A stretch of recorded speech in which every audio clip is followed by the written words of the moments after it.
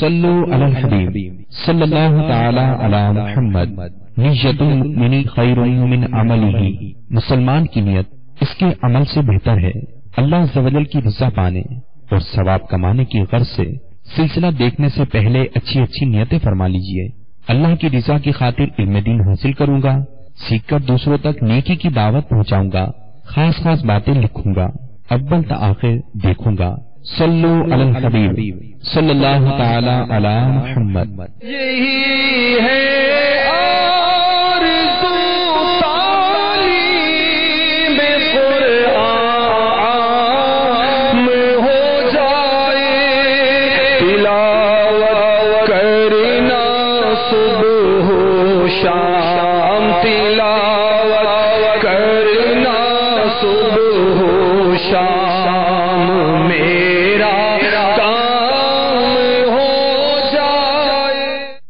الحمد لله رب العالمين والصلاة والسلام على سيد الأنبياء والمرسلين أما بعد فأعوذ بالله من الشيطان الرجيم بسم الله الرحمن الرحيم الصلاة والسلام عليك يا رسول الله وعلى آلك وأصحابك يا حبيب الله الصلاة والسلام عليك يا نبي الله وعلى آلك وأصحابك يا نور الله۔ فرمان مصطفیٰ صلی اللہ تعالی علیہ وسلم ہے، جو بندہ مجھ پر ایک مرتبہ درود پاک پڑھتا ہے اللہ تبارک و تعالی اس پر 10 رحمتیں نازل فرماتا ہے۔ صلو علی الحبیب صلی اللہ علی محمد صلی اللہ علیہ وسلم۔ اللہ تبارک و تعالی نے تمام ادیان کے مقابلے میں دین اسلام کو یہ خصوصیت عطا فرمائی کہ اس میں فطری ضروریات کو مد نظر رکھا گیا۔ انسان پر ایسی کوئی چیز لازم نہیں کی گئی جو اس کی قدرت اور وسعت سے باہر ہو، چنانچہ انہی انسانی ضروریات کو ملحوظ رکھتے ہوئے شریعت مطہرہ نے شرکت کو جائز قرار دیا، کیونکہ اگر شرکت کو ناجائز قرار دیا جاتا تو انسانیت کے لیے تجارت کا ایک عظیم دروازہ بند ہو جاتا۔ ہماری شریعت دنیا اور آخرت دونوں جہاں میں انسان کی بھلائی کی ضامن ہے، اس لیے اس نے انسانوں پر بے جا پابندیاں لگا کر دین میں مشکلات پیدا نہیں کی بلکہ اس کو آسان کر دیا۔ قرآن پاک میں تجارت کو اللہ تبارک و تعالیٰ کا فضل قرار دیا گیا، جیسا کہ قرآن پاک میں ہے وَابْتَغُوا مِن فَضْلِ اللَّهِ۔ یہاں فضل اللہ، اللہ کا فضل سے مراد تجارت ہے، لہذا جو بھی تجارت کا جائز ذریعہ ہے وہ اللہ کا فضل ہے۔ شرکت اس اعتبار سے بھی زیادہ باعث برکت ہے کہ اس میں 2 یا 2 سے زیادہ مسلمانوں کا اتحاد و اتفاق ہوتا ہے۔ شرکت کی ترغیب دلاتے ہوئے سرکار مدینہ صلی اللہ تعالی علیہ وسلم کا فرمان عالی شان ہے۔ حضرت ابو ہریرہ رضی اللہ تعالی عنہ فرماتے ہیں، اللہ تبارک و تعالی ارشاد فرماتا ہے، 2 شریکوں میں میں تیسرا شریک ہوں جب تک ان میں سے کوئی خیانت نہ کرے۔ محترم اور پیارے اسلامی بھائیوں اور مدنی چینل کے ناظرین، ہمارا آج کا موضوع شرکت ہے، پارٹنرشپ ہے۔ تجارت کی یہ ایک قسم ہے اور یہ ایک عظیم قسم ہے۔ سرکار صلی اللہ تعالی علیہ وسلم کے زمانے سے لے کر اس وقت تک یہ شرکت لوگوں کے درمیان رائج ہے۔ پہلے زمانے میں جو تجارت کی جاتی تھی، جو شرکت کی جاتی تھی، وہ ایک محدود پیمانے پر ہوتی تھی، 2-3 افراد مل جاتے تھے اور اس قدر دائرہ وسیع نہیں تھا۔ فی زمانہ جس قدر ترقی ہوئی تو اسی طرح تجارت میں بھی ترقی ہوئی، اور اب ایک نہیں، 2 نہیں، بعض اوقات 4 بعض اوقات پوری کمپنیاں مل کر شرکت کرتی ہیں۔ تو شرکت جب کی جاتی ہے تو شرکت کس طرح کی جاتی ہے، اس کے مسائل کیا ہیں، اس کی اقسام کیا ہیں، انشاءاللہ عز و جل اس کے بارے میں آج ہم پڑھیں گے، سنیں گے۔ انشاءاللہ سبق ہمارا وائٹ بورڈ پہ لکھا ہوا ہے، اسی کی مدد سے ہم سمجھیں گے کہ شرکت کیا چیز ہوتی ہے، کتنی اقسام ہوتی ہیں۔ صلو علی الحبیب۔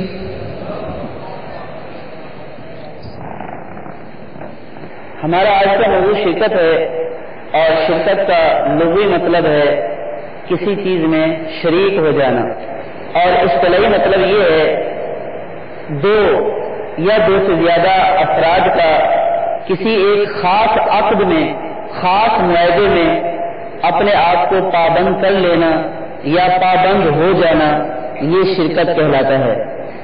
شرکت کی بنیادی طور پر 2 قسمیں ہیں، ایک شرکت ملک ہے اور ایک شرکت عقد ہے۔ شرکت ملک کا مطلب یہ ہوتا ہے وہ شرکت کہ جس میں شرکت کا باقاعدہ کوئی عقد نہیں کیا جاتا، باقاعدہ کوئی معاہدہ نہیں کیا جاتا، یہ شرکت خود بخود ہو جاتی ہے، بعض اوقات کی جاتی ہے اور بعض اوقات خود بخود ہو جاتی ہے۔ لہذا شرکت ملک کی تعریف ہی یہی ہے کہ چند اشخاص ایک چیز کے مالک ہوں، لیکن ان میں اس ملکیت کا آپس میں شریک ہونے کا کوئی معاہدہ نہ ہوا ہو، بغیر معاہدے کے چند اشخاص ایک چیز کے مالک ہو جائیں تو یہ شرکت ملک کہلاتی ہے۔ اس کی ہم جب آگے اقسام پڑھیں گے تو انشاءاللہ یہ سمجھ آ جائے گی کہ بغیر معاہدے کے یہ کس طرح شریک ہو جاتے ہیں۔ تو شرکت ملک کی تعریف یہ ہوئی بغیر معاہدے کے، بغیر کسی عقد کے چند اشخاص ایک چیز کے مالک ہوں تو یہ شرکت ملک کہلاتی ہے۔ شرکت ملک کی 2 اقسام ہیں، یہ ایک جبری ہے اور دوسری اختیاری ہے۔ جبری سے مراد یہ ہے کہ شرکت ملک کا معاہدہ نہیں ہوا آپس میں شریک ہونے کا، اور ان کے معاہدے کیے بغیر، ان کی مرضی کے بغیر، ان کی رضا کے بغیر وہ آپس میں ایک چیز میں شریک ہو گئے۔ جیسے اس کی مثال یہ ہے کہ زید کا انتقال ہوا، اب زید کی جو وراثت تھی اس کے انتقال کے بعد اس کی اولاد کی طرف منتقل ہو گئی۔ اب جب زید کی میراث یعنی وراثت یا ترکہ اس کی اولاد کی طرف منتقل ہوا تو اب ساری کی ساری اولاد زید کے ترکہ میں شریک ہو گئی۔ اولاد اپنے والدین کے ترکہ میں جو شریک ہوتی ہے یہ شرکت ملک ہوتی ہے۔ تو اب شرکت ملک کی تعریف کو دیکھیے کہ ہم نے یہ بولا تھا کہ بغیر معاہدے اور بغیر کسی عقد کے ملکیت حاصل ہو جائے۔ جبری اس اعتبار سے ہے کہ ان کو اس کے حصول کے لیے کوئی محنت نہیں کرنی پڑی، یہ ان کے اپنے اختیار سے نہیں ہے بلکہ ان کو وراثت کی وجہ سے یہ چیز مل گئی، اس لیے اس کو بولتے ہیں جبری، یعنی کہ جس میں ان کا کوئی اختیار نہیں ہے حصول میں، اللہ تبارک و تعالیٰ کی طرف سے جو وراثت میں اس کو حصہ ملا زید کی اولاد کو، تو زید کی ساری اولاد اس ترکے میں شریک ہو گئی۔ یہ جو شرکت ہے یہ شرکت ملک ہے، اور یہ شرکت ملک کی قسم جبری کہ جو بغیر کسی قصد اور بغیر کسی حصول کے خود بخود حاصل ہو جائے۔ شرکت ملک کی دوسری قسم ہے اختیاری۔ اس میں بھی باقاعدہ کوئی معاہدہ تو نہیں کیا جاتا شرکت کا، لیکن یہ شرکت ان کے اختیار سے ہو جاتی ہے۔ جیسے 2 اشخاص کے پاس 2 مختلف جنس کی چیزیں تھیں، ایک کے پاس گندم تھی، ایک کے پاس جو تھا، یا آپ چاول لے لیں یا کوئی اور جنس لے لیں، انہوں نے ان دونوں کو ملا دیا یا یہ دونوں چیزیں آپس میں دونوں جنسیں مل گئیں. اب جب یہ دونوں جنسیں مل گئی ہیں تو اب دونوں کا مال مل گیا. جب دونوں کا مال مل گیا دونوں اس میں شریک ہو گئے. اب یہ جو اختیاری ہوتی ہے اس طرح مال کا مل جانا کہ مال کو جدا کرنا یا تو ممکن نہ ہو, اور اگر ممکن ہو تو بہت مشکل سے اس کو جدا کیا جا سکے. جیسے آپ دیکھیے کہ گندم اور جو آپس میں مل گئے تو اب گندم اور جو کو جدا کرنا ممکن تو ہے لیکن آسان نہیں ہے. تو یہ جو شرکت ہوئی ہے اس کو شرکت اختیاری بولتے ہیں. اس کی مثال یہ ہے کہ جیسے دو اشخاص نے مل کر کوئی زمین خرید لی کہ یہ پلاٹ بک رہا تھا, دو نے آپس میں منصوبہ بنایا کہ یہ پلاٹ بک رہا ہے. ایک نے بولا کہ میرے پاس پیسے پورے نہیں ہیں, دوسرے نے بولا کہ آپ بھی ملا لو تھوڑے سے. دونوں نے ملا کر ایک پلاٹ خرید لیا. اب پلاٹ کے دونوں حقدار ہو گئے. اب اس میں جو شرکت ہے یہ بھی شرکت ملک ہے جو ان کے اختیار سے حاصل ہوئی ہے. اسی طرح کسی نے ان کو کوئی چیز گفٹ کر دی ہے, دو بندوں کو کوئی ایک چیز گفٹ کر دی ہے. جیسے ایک پلاٹ پڑا ہوا تھا, کسی نے بولا کہ یہ پلاٹ میں نے ان دو بندوں کو دے دیا, ان تین بندوں کو دے دیا. تو یہ جو شرکت ہوئی ہے ان کی, اب شرکت ہو گئی اس کے گفٹ کرنے کی وجہ سے. جب اس نے گفٹ کر دیا اور ان دونوں نے اس کے اوپر قبضہ کر لیا تو یہ دونوں اس پلاٹ کے مالک, یا تین ہیں یا دو ہیں, یہ اس پلاٹ کے مالک ہو گئے. اب جو ان کے درمیان یہ شرکت پائی جا رہی ہے یہ شرکت ملک کی قسم اختیاری ہے کہ انہوں نے اس تحفے کو قبول کیا اور تحفے کو قبول کرنے کی وجہ سے وہ دونوں اس چیز کے مالک بن گئے, اس لیے اس کو شرکت ملک کہیں گے. اب یہ مالک بنے ہیں, انہوں نے مالک بننے کا کوئی باقاعدہ معاہدہ نہیں کیا, یہ شرکت ان کو خود بخود حاصل ہو گئی. جو عام طور پر ہمارے یہاں شرکت ہوتی ہے وہ شرکت عقد سے اس کا زیادہ تعلق ہوتا ہے, لیکن چونکہ ہم شرکت پڑھ رہے ہیں تو اس لیے اس قسم شرکت ملک کے بارے میں پڑھنا ضروری تھا.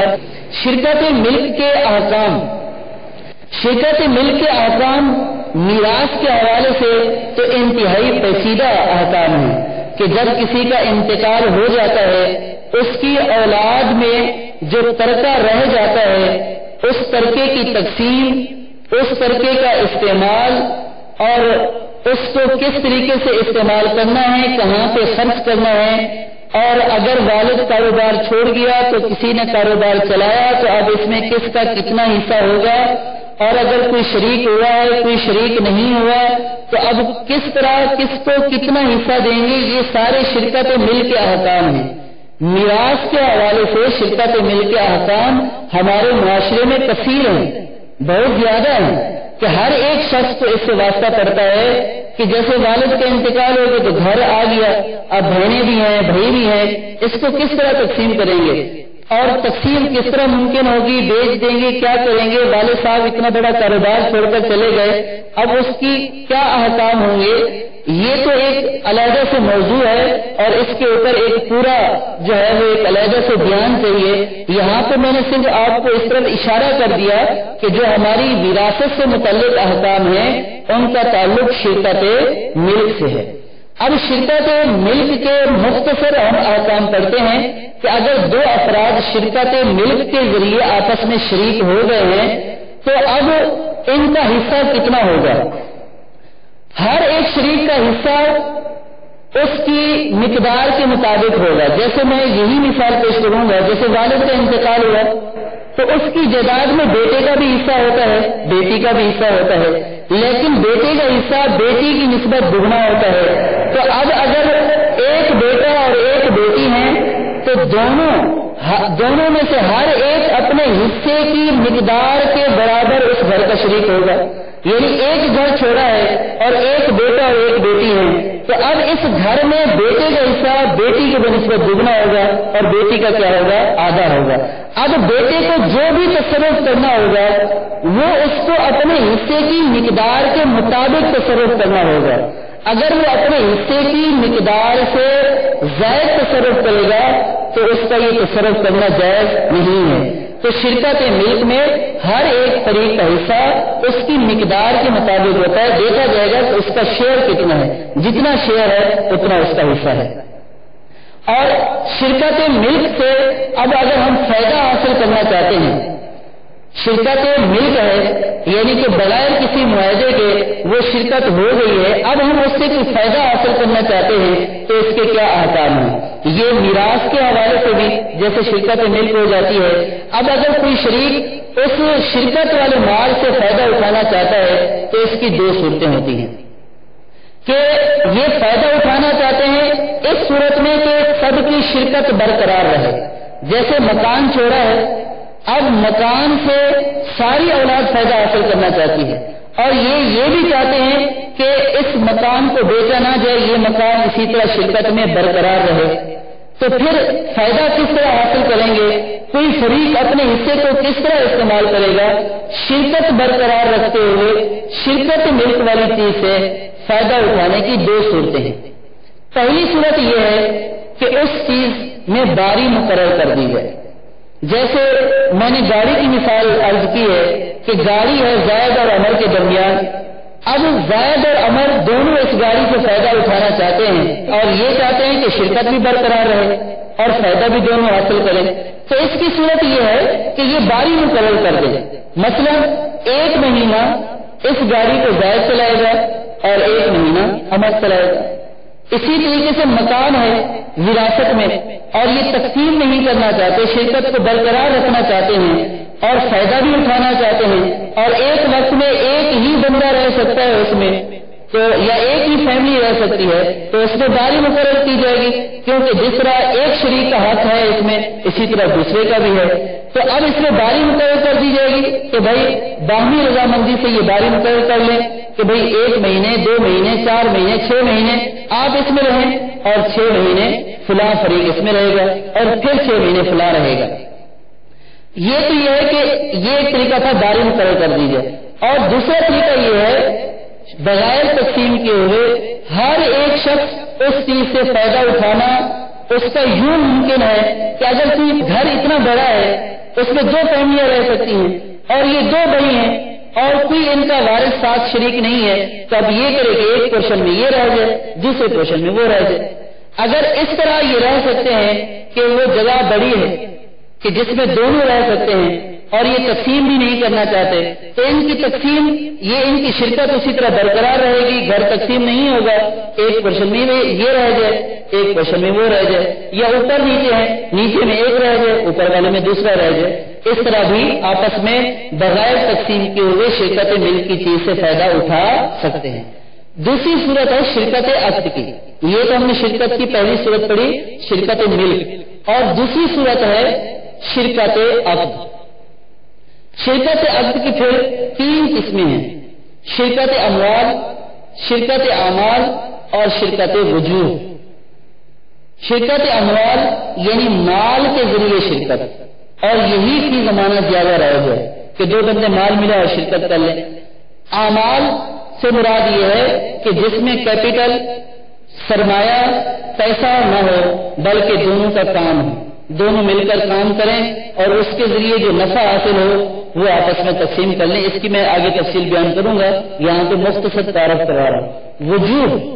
وجوہ اس میں بھی مال صرف اسی میں جس میں شرکت اموال ہے، اس میں عمل دونوں کا عمل ہوتا ہے، اور وجوہ سے مراد یہ ہے کہ ایک شخص مارکیٹ میں اس کی ویلیو ہے، اس کی ساکھ ہے، بھروسے والا ہے، اور جو دکاندار ہیں وہ اس کو مال دینا چاہتے ہیں کہ آپ کو مال دیتے ہیں آپ بیچیں اس سے نفع حاصل کریں، تو اب 2 اشخاص آپس میں مل جائیں اور وہ یہ بولیں کہ ہم مارکیٹ سے ادھار مال لیں گے اور ادھار مال لے کر اس کو فروخت کریں گے دونوں مل کر، اور اس سے جو نفع حاصل ہوگا اس کو آپس میں تقسیم کر لیں گے اصولوں کے مطابق، تو اس کو بولتے ہیں شرکت وجوہ۔ تو یہ یہاں پہ جو مال حاصل ہوتا ہے وہ ساکھ کی وجہ سے حاصل ہوتا ہے، اعتماد کی وجہ سے حاصل ہوتا ہے، جان پہچان کی وجہ سے حاصل ہوتا ہے، تو یہ وجوہ اس کا وجوہ وجہ سے نکلا ہوا ہے، یعنی کہ بندے کی اعتماد، بندے کا ساتھ، بندے کی جان پہچان، کی وجہ سے دو بندے آپس میں مل جائیں جان پہچان والے جن کی مارکیٹ میں جان پہچان ہے، وہ مال لیں اور اس کو آگے کیا کریں، فروخت کریں اور نفع کمائیں اور نفع کو شریعت کے اصولوں کے مطابق تقسیم کر لیں۔ تو اب سب سے پہلے ہم شرکت اموال کے بارے میں پڑھیں گے کہ شرکت اموال کیا ہوتی ہے اور اس کی شرائط کیا ہیں۔ شرکت اموال میں تین چیزیں ہم پڑھیں گے۔ یہ ایک شرکت اموال میں راس المال سے مطلب سرمایہ ہوتا ہے جو ہم انویسٹ کرتے ہیں پیسے، اس کو کیپٹل بھی بولتے ہیں اور عربی اصطلاح میں فقہاء کی اصطلاح میں اس کو راس المال بولتے ہیں اور اس کو سرمایہ بھی بولتے ہیں۔ تو سرمایہ کیسا ہونا چاہیے، کتنا ہونا چاہیے، اس کی کیا شرائط ہیں، یہ پڑھیں گے۔ اور دوسرا شرکت اموال میں ہر ایک کا نفع کتنا ہونا چاہیے اور اس سرمایہ میں ہر ایک کے حقوق کتنے ہوتے ہیں۔ جس طرح ہم نے شرکت مل کے احکام پڑھے کہ حکم کیا ہے، ہر ایک کو تصرف کا کیا حق حاصل ہے، تو اس میں حقوق کیا ہیں، نفع کے بارے میں پڑھیں گے، نقصان کے بارے میں پڑھیں گے، تو یہ انشاءاللہ پڑھیں گے۔ سب سے پہلے ہم لیتے ہیں راس المال۔ شرکت اموال میں راس المال یعنی کہ جو شرکت روپے اور پیسے کے ذریعے کی جائے، دونوں فریق آپس میں روپیہ ملائیں، پیسہ ملائیں اور ملا کر بولیں کہ ہم اتنی رقم آپس میں ملا رہے ہیں اور اللہ تبارک و تعالیٰ اس میں جو ہمیں نفع دے گا وہ ہم دونوں کے درمیان اس شرح کے ساتھ آپس میں تقسیم ہو جائے گا، تو اس کو بولتے ہیں شرکت اموال۔ تو شرکت اموال کی تعریف یہ ہوگی کہ دو شخص آپس میں رقم ملائیں اور اس رقم کو ملا کر یہ طے کریں کہ اس سے جو نفع اللہ تبارک و تعالیٰ دے گا اس نفع میں ہم دونوں شریک ہوں گے۔ تو اصل یعنی راس المال یا کیپٹل یا سرمایہ میں بھی شریک ہوں اور نفع میں بھی شریک ہوں، یہ کہلاتی ہے شرکت اموال۔ دونوں اصل یعنی روپے پیسے میں بھی شریک ہوں اور اس سے حاصل ہونے والے نفع میں بھی شریک ہوں، یہ ہے شرکت اموال۔ شرکت اموال کا رکن، سب سے انتہائی رکن جس کے بغیر شرکت ہوگی ہی نہیں، وہ ہے ایجاب و قبول۔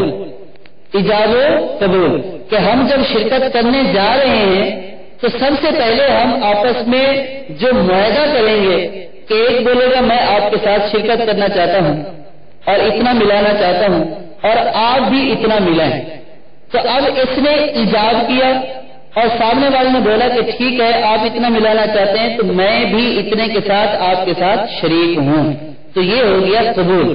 تو جب ایجاب و قبول ہو گیا تو اب یہ شرکت اموال ہو گئی۔ ایجاب و قبول لفظوں کے ذریعے ہو کہ یہ بولے کہ میں تمہارے ساتھ فرض کیا 30 لاکھ روپے ملا کر شریک ہونا چاہتا ہوں، وہ بولے کہ ٹھیک ہے میں بھی 30 لاکھ ملا کر آپ کے ساتھ شریک ہو گیا، تو یہ جب ایجاب و قبول ہو گیا تو اس صورت میں یہ شرکت اموال ہو جائے گی۔ یہ تو تھا لفظوں کے ذریعے، اور یوں بغیر لفظوں کے بھی ہوتا ہے، جیسے تو یہ بولے کہ یہ لو پکڑو 30 لاکھ روپے اور اپنے پیسے ملاؤ اور اس سے مال خرید لو، اس نے 30 لاکھ روپے لے لیے اور اپنے بھی ایک متعین رقم ملا دی اور جا کر مال خرید لیا، تو یہ بھی شرکت اموال ہو گئی، شرکت اموال ہو گئی، شرکت عقد کی قسم۔ اب اس میں یہ ہے کہ سب سے پہلی راس المال جو کیپٹل ہے، جو سرمایہ ہے، اس کی پہلی شرط یہ کہ وہ عین ہو۔ عین سے مراد یہ ہے کہ ایک وہ چیز ہوتی ہے کہ جو ہمارے پاس فزیکلی حصی طور پر موجود ہے، اور ایک وہ چیز ہے کہ ہے تو ہماری چیز لیکن اس وقت فزیکلی حصی طور پر ہمارے پاس موجود نہیں ہے۔ فرض کیا زائد کے کسی نے لاکھوں روپے دینے ہیں، وہ دینے ہیں، یہ زائد کی رقم ہے لیکن اس وقت زائد کے پاس فزیکلی موجود نہیں ہے۔ شرکت اموال کے لیے ضروری یہ ہے کہ آپ جو کیپٹل لگا رہے ہیں وہ کیپٹل اس وقت فزیکلی حصی طور پر آپ کے پاس موجود ہو، اس کو بولتے ہیں عین۔ اگر یہ بولتا ہے کہ تم 30 لاکھ روپے ملاؤ اور میرے زائد کے پاس 30 لاکھ روپے ہیں وہ آپ لے لو، تو یہ شرکت نہیں ہوگی۔ شرکت کے لیے دونوں کے پاس عین کا ہونا ضروری ہے۔ دائن سے مراد ہوئی کہ کسی کے پاس کسی نے اس کا دینا ہے اور یہ اس کو بول رہا ہے کہ آپ نقد ملا لو اور میری وہ والی رقم اس سے لے لو، تو اس طرح شرکت اموال نہیں ہوگی۔ اور دوسرا یہ کہ شرکت اموال ثمن ہو، یہ انتہائی ضروری شرط ہے، اور جو ہمارے یہاں شرکتیں ہو رہی ہیں اس میں اس کا لحاظ نہیں رکھا جاتا۔ جب دو بندے شرکت کر رہے ہیں مال کے ذریعے، مال کیسا ہونا چاہیے؟ فرض کیا ایک کی دکان ہے، وہ بولتا ہے کہ میری دکان سے یہ تم آدھا مال لے لو، آدھا مال تم خرید لو، ہم شرکت کر لیتے ہیں، یہ شرکت نہیں ہے۔ شرکت کے لیے ثمن ہونا شرط ہے۔ ثمن سے مراد روپیہ، پیسہ، سونا چاندی، بس۔ ثمن سے مراد روپیہ، پیسہ، نقدی یا سونا چاندی، دونوں جو شرکت کریں گے شرکت اموال، اس میں یہ شرط ہے کہ دونوں کی طرف سے روپیہ پیسہ ہو اور نقدی ہو یا سونا چاندی ہو۔ ایک نے فرض کیا 1 لاکھ روپے ملا اور دوسرے نے 2 تولے سونا دے دیا، تو یہ بھی شرکت ہو گئی، دونوں طرف سے ثمن ہے۔ اس کو بولتے ہیں روپیہ، پیسہ، نقدی، سونا، چاندی، اس کو ثمن بولتے ہیں۔ اور ثمن کے علاوہ، اس کے علاوہ جو دیگر سامان ہوتا ہے اس کو ثمن نہیں بولتے، اس کو عروض بولتے ہیں۔ تو اب عروض جو ہے یعنی جو مال ہے اس میں یہ نہیں ہوگی، سامان میں نہیں ہوگی یہ شرکت۔ شرکت اموال کے لیے ضروری ہے کہ دونوں کی طرف سے روپیہ پیسہ ہو، روپیہ پیسے میں شرکت ہوگی، یعنی یہ بھی رقم دے اور وہ بھی رقم دے تو شرکت ہوگی، ورنہ شرکت نہیں ہوگی۔ ہمارے ہاں اس کی بہت ساری ناجائز صورتیں رہ جائیں، جیسے ایک دکاندار جو ہے وہ دکان چلا رہا ہے، وہ کسی کو کنوینس کرتا ہے کہ آپ 1 لاکھ روپیہ دے دو، میں آپ کو اتنا دے دیا کروں گا، نفع نقصان میں دونوں شریک ہو جائیں گے۔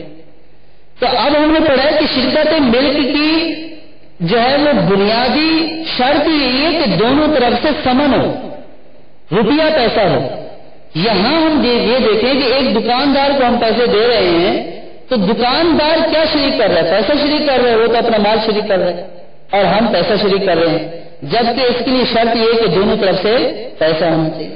جیسے یہ کثیر ہے جو ہمارے یہاں، جیسے کسی نے کوئی کنٹینر منگوا لیا، باہر سے سامان آ گیا، اب سامان جب آ گیا پورٹ پہ پڑا ہوا ہے، اب یہ بولتا ہے کہ میرا سامان آ گیا پورٹ پہ پڑا ہوا ہے، آپ مجھے اتنے پیسے دے دو، آپ بھی شریک ہو جائے۔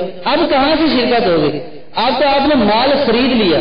شرکت کے لیے ضروری ہے کہ دونوں طرف سے مال ہونا چاہیے، روپیہ پیسہ نقدی ہونا چاہیے۔ اگر روپیہ پیسہ نقدی نہیں ہوگی تو یہ شرکت درست نہیں ہوگی۔ اگر ایک طرف سے سامان ہے اور ایک طرف سے روپیہ پیسہ ہے تو یہ شرکت جائز نہیں ہے۔ اسی طریقے سے کوئی سنار ہے، وہ کام کرتا ہے، وہ بولتا ہے کہ آپ مجھے اتنے پیسے دے دو، آپ کا بھی اس میں سے حصہ ہو جائے گا، نفع نقصان میں دونوں برابر ہو جائیں گے اور یوں نفع نقصان طے کر لیں گے، تو یہ شرکت درست نہیں ہے۔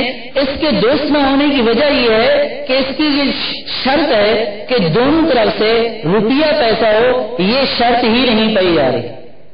تو جب بھی ہم شرکت اموال کریں گے تو اس میں اس بات کو مد نظر رکھیں گے کہ دونوں طرف سے روپیہ ہونا ضروری ہے۔ ایک بلڈر ہے، وہ جو ہے وہ بلڈنگ تعمیر کر رہا ہے، وہ اپنے کسی دوست کو کنوینس کرتا ہے، یہ دیکھو میں بلڈنگ تعمیر کر رہا ہوں، اس کو اتنا لگا رہا ہوں اور اتنا جو ہے وہ مجھے اس سے پرافٹ حاصل ہوگا، آپ بھی پیسے دے دو، آپ بھی شامل ہو جاؤ۔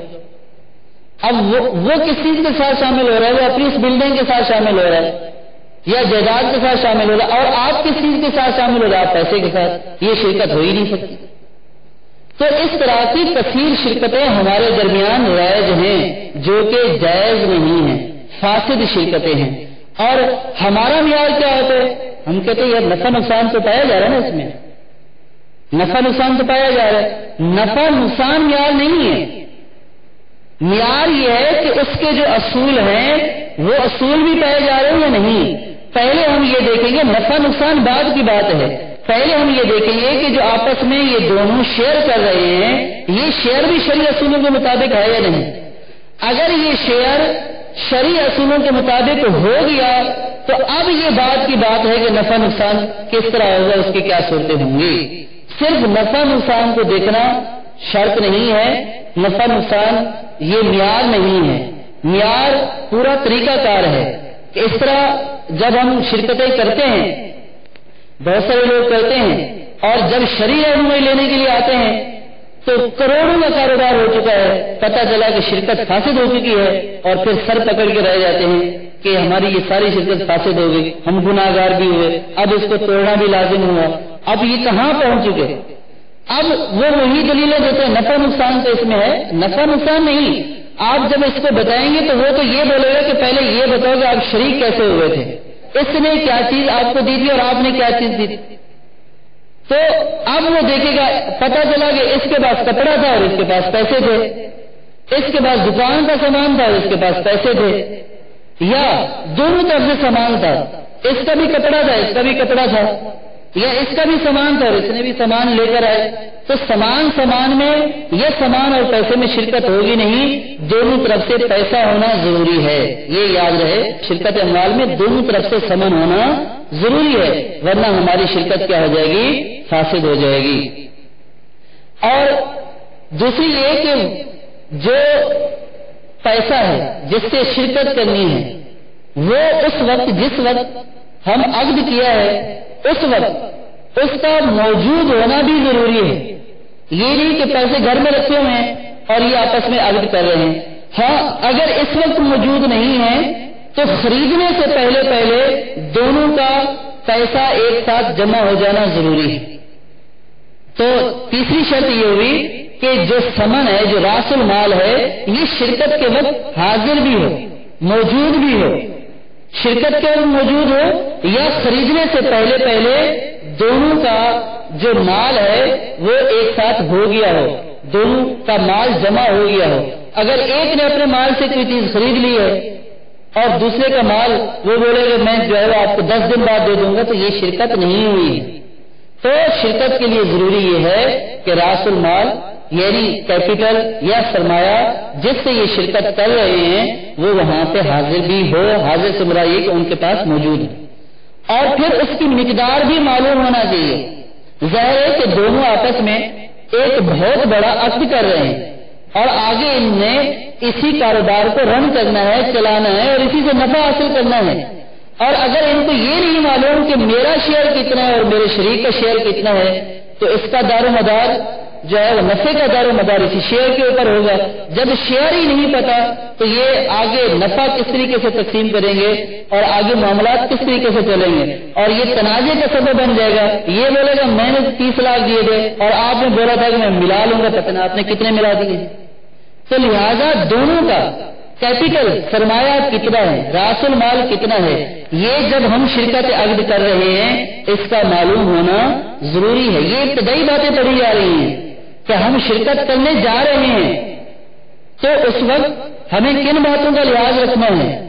تو سب سے پہلے ہم نے پہلی بات پڑھی تھی کہ وہ عین ہو، بین نہ ہو۔ دوسری بات پڑھی تھی کہ دونوں طرف سے سمن ہو۔ تو جب بھی ہم کسی سے شرکت کریں گے تو ان شرائط کو مد نظر رکھیں گے کہ یہ شرائط پوری ہے یا نہیں ہے۔ اور تیسری شرط یہ ہے کہ پیسہ اس وقت یا جس وقت ہم وہ چیز خریدنے جا رہے ہیں دونوں کا پیسہ موجود ہونا چاہیے، اور دونوں کا کیپٹل راس المال کتنا ہے یہ اس کی مقدار معلوم ہونی چاہیے۔ کیا دونوں کا شرکت مال میں، شرکت اموال میں دونوں کے پیسے برابر ہونا ضروری ہے؟ دونوں کے پیسے برابر ہونا ضروری نہیں ہے۔ شرکت اموال میں یہ تو شرطیں ہیں کہ پیسہ موجود ہو، دونوں طرف سے پیسہ ہو۔ کیا دونوں کا برابر ہونا چاہیے کیپٹل، راس المال یا سرمایہ؟ تو یہ ضروری نہیں ہے۔ اگر ایک کا زائد ہے اور ایک کا کم ہے تو تب بھی شرکت ملک ہو سکتی ہے۔ ایک نے 30 لاکھ دیے اور ایک نے 2 لاکھ ملا، ایک نے 50,000 دیے، ایک نے 5 لاکھ ملا، تو یہ دونوں کی شرکت ہو جائے گی۔ کیپٹل یا راس المال کا برابر ہونا ضروری نہیں ہے، اگر کم و بیش ہے تو بھی شرکت کیا ہو جائے گی؟ درست ہو جائے گی۔ یہ تو تھے سب سے پہلے شرکت اموال کی بنیادی باتیں کہ جب ہم شرکت اموال کرنا چاہتے ہیں تو ان شرائط کا، یہ جو پہلے 3 شرطیں ہیں ان کا پایا جانا کیا ہے؟ ضروری ہے۔ اگر یہ تینوں شرطیں ہوں گی تو اب ہماری شرکت ملک ہو گئی۔ اب جب ہم شرکت کریں گے تو شرکت کا مقصود کیا ہوتا ہے؟ شرکت کا مقصود 2-3 بندے جو ملتے ہیں ان کا مقصود ہوتا ہے نفع حاصل کرنا۔ کہ دونوں آپس میں ملے، سرمایہ ملے، اس سے نفع حاصل کریں، یہی مقصود ہوتا ہے شرکت کا۔ تو اب نفع کے لیے کیا ہونا چاہیے، اور اگر خدا نہ خواستہ نقصان ہو جائے تو پھر کس طریقے سے معاملات طے کیے جائیں گے، شریعت کے مطابق معاملات طے کیے جائیں گے۔ نفع میں شرط یہ ہے شرکت اموال میں، نفع کسی ایک فریق کا معین نہ ہو۔ جیسے یہ بولتا ہے کہ دیکھو بھائی 50,000 ملا رہے ہیں، دونوں مل کر کاروبار کریں گے، لیکن شرط یہ ہے کہ مجھے آپ ماہانہ بس 3,000 دے دیا کرنا، باقی آپ رکھ لینا۔ تو یہ مقدار کو متعین کر لینا، معین کر لینا کہ مجھے اتنا چاہیے ماہانہ، 3,000 مجھے دے دینا، باقی آپ رکھ لینا۔ میں تو آپ سے جو ہے وہ نفع بس 2,000 روپیہ لوں گا، باقی سارا آپ کا۔ تو شریعت مطالعہ یہ کہتی ہے کہ یہ شرکت ہے، یہ کاروبار ہے، اور کاروبار ایک رزق ہے جس میں دونوں نے مال ملایا ہے، اور دونوں کے مال سے جو نفع حاصل ہوگا وہ ضروری نہیں ہے کہ جو یہ سمجھ رہے ہیں اتنا ہی حاصل ہو۔ اگر فرض کیا اس نے ایک شریک نے بولا مجھے 2,000 چاہیے ماہانہ، اب اگر نفع ماہانہ ہوا ہی 2,000 تو دوسرا کیا لے گا؟ دوسرے نے جو مال ملایا وہ بھی تو اس لیے ملایا نا کہ نفع حاصل ہو۔ اب اگر خدا نہ خاصہ نفع ہی 2,000 ہو گیا تو اب دوسرا کیا لے گا؟ تو شریعت اس لیے یہ کہتی ہے کہ جب آپ شرکت کریں تو نفع کو اس طرح روپے پیسوں میں متعین نہیں کریں کہ مجھے اتنی مقدار چاہیے، اس کی مقدار متعین نہیں کریں، بلکہ نفع کس طرح متعین کریں گے؟ نفع فیصدی اعتبار سے متعین کریں گے۔ ایک یہ بولے کہ میں جتنا بھی نفع ہوگا اس میں سے 50-50 ہمارا ہوگا، یعنی 50% میرا، 50% آپ کا۔ اب یہ جو فیصد میں نفع طے ہوا، اب چاہے کسی کو 1 روپیہ بھی پرافٹ ہوا ہے تو اس کو 50-50 کر لیں گے، 50 پیسے بھی ہوا ہے تو اس کو 50-50 کر لیں گے۔ لیکن اگر اس کو متعین کر دیا جاتا ہے کہ نہیں جناب جو مجھے 2,000 چاہیے اور ہوا ہی 2,000 ہے، یہ تو یہ لے گیا، دوسرا فریق کیا لے کر جائے گا؟ اس نے بھی تو اس لیے میں مال ملایا تھا کہ نفع حاصل۔ ہاں اگر یوں ہو فیصد کے اعتبار سے کہ جتنا بھی نفع ہوگا اس میں اتنی فیصد میرا ہوگا، اتنی فیصد آپ کا ہوگا۔ اب جتنا بھی نفع ہوا ہے اس کو فیصد کے اعتبار سے تقسیم کیا جا سکتا ہے کہ جتنا جتنا فیصد طے ہوا۔ اچھا اب وہ نفع طے کس طرح کریں گے؟ ایک کا سرمایہ زیادہ ہے، ایک کا کم ہے، تو طے کس طرح کریں گے؟ یا دونوں کا برابر ہے؟ تو اس کے لیے شریعت مطالعہ نے کوئی قید نہیں رکھی ہے کہ آپ جناب جس کا زیادہ ہے سرمایہ وہ زیادہ ہی لے، جس کا کم ہے وہ کم ہی لے۔ یہ نفع کا تعین فریقین کی مرضی پہ چھوڑ دیا ہے، یہ بتا دیا معین نہیں کریں، فیصد ہی کریں، لیکن آپ نے جب نفع کا جو تعین کرنا ہے وہ آپ کی مرضی کے اوپر ہے۔ اگر کسی کا 60% شیئر ہے اور دوسرے کا 40 ہے اور انہوں نے طے یہ کر لیا کہ جو بھی پروفٹ ہوگا وہ 50-50 ہوگا باہمی رضامندی سے، تو یہ جائز ہے۔ اگر دونوں راضی ہیں کہ جناب میرا 60% ہے، آپ کا 40% ہے، اور نفع ہم آپس میں جو ہے وہ جو طے کریں گے وہ 50-50 ہوگا تو ٹھیک ہے، کوئی حرج نہیں ہے اس میں۔ یا جو جتنا راس المال ہے، کیپٹل ہے، اس کے مطابق نفع طے کر لیں۔ 60% والا بولتا ہے کہ میرا 60% ہوگا اور تمہارا کیپٹل 40% ہے، تمہارا 40% ہوگا، دونوں راضی ہیں، جائز ہے، 60 اور 40 کر لیں۔ یا جس کا جو ہے وہ 60 اور جو ہے وہ 40 کی نسبت ہے، اس سے بھی 40 والا کم لینا چاہتا ہے، وہ بولتا ہے کہ 60 والا بولتا ہے تمہیں 20% ملے گا، مجھے 80%، دونوں قبول کر لیتے، راضی ہو جاتے ہیں۔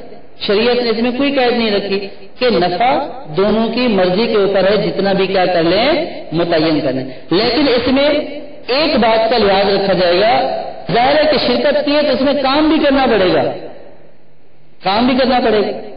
تو اب کام کے لیے یہ ہے کہ یا تو ایک کر لے یا دونوں کر لیں۔ اگر یہ شرط رکھا گیا کہ جناب کام ایک ہی کرے گا، ایک نے بولا کہ میں ہی کام کروں گا سارا، ٹھیک ہے، دوسرے فریق کو وہ کام نہیں کروانا چاہتا تو دونوں کا سرمایہ ہے، کام ایک کرے۔ لیکن اب نفع میں یہ ہوگا کہ جو کام نہ کرنے والا ہے، کام نہ کرنے والا ہے، اب اگر جب نفع طے کریں گے تو کام نہ کرنے والے کا نفع کام کرنے والے سے زیادہ نہیں ہونا چاہیے. کام نہ کرنے والے کا نفع کام کرنے والے سے زیادہ نہیں ہونا چاہیے، برابر برابر ہو سکتا ہے، اور کام نہ کرنے والے کا کم ہو سکتا ہے، یا کام نہ کرنے والے کا کام کرنے والے کے برابر ہو سکتا ہے. کام نہ کرنے والے کا کام کرنے والے سے زائد نہیں ہو سکتا، یہ جائز نہیں. نقصان شریعت یہ کہتی ہے کہ جس کا جتنا کیپٹل ہوگا، سرمایہ ہوگا، راس المال ہوگا، اس کا نقصان بھی اتنا ہوگا. سرکار صلی اللہ تعالی علیہ وسلم کے فرمانوں کا مفہوم ہے کہ جب دو شریک آپس میں خیانت کریں تو سرکار صلی اللہ علیہ وسلم نے فرمایا کہ میں ان سے بری ہوں. پراپرٹی کا کاروبار کرنا کیسا، اور ڈیلرز حضرات کا اس کے اوپر کمیشنز لینا یہ کیسا؟ شوہر کے فوت ہونے کے بعد اس کی بیوی دوسری جگہ نکاح کر لیتی ہے، کیا اب یہ اپنے پہلے شوہر کی جائیداد کے کچھ حصے دار ہے یا نہیں؟ یہی ہے